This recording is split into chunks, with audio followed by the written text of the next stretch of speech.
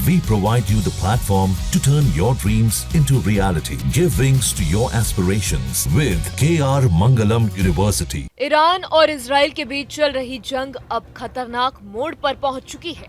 गुरुवार को ईरान ने इजराइल के सबसे बड़े अस्पताल सरोका मेडिकल सेंटर को बैलिस्टिक मिसाइल से निशाना बनाकर तबाह कर दिया।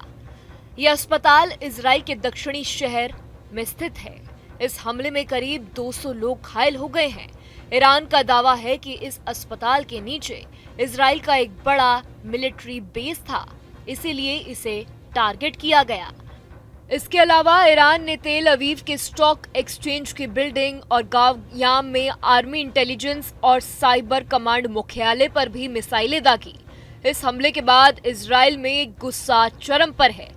इजरायली रक्षा मंत्री ने कहा कि अब ईरान के सर्वोच्च नेता अयातुल्ला को जिंदा रहने का हक नहीं है।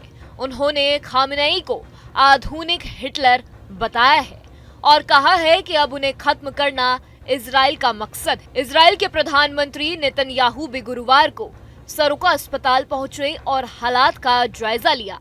उन्होंने कहा, कोई भी इजरायली हमले से बच नहीं पाएगा।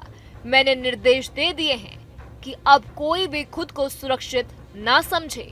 उन्होंने कहा कि ईरान अस्पतालों को निशाना बना रहा है, जबकि इजराइल की कार्रवाई सिर्फ उनके परमाणु और मिसाइल ठिकानों पर है।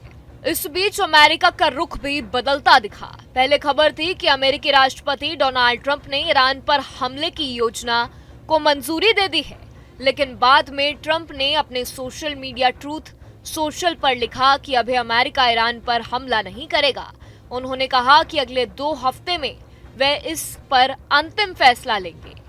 व्हाइट हाउस की प्रवक्ता ने कहा कि ट्रंप सोच समझकर निर्णय लेंगे और संभावना है कि अमेरिका ईरान से बातचीत भी कर सकता है।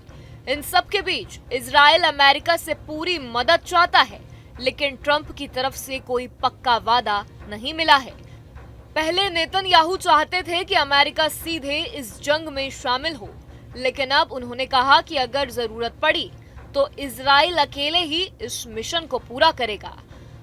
इस युद्ध में अब तक ईरान के 640 लोग मारे गए हैं और 1300 से ज्यादा घायल हुए हैं।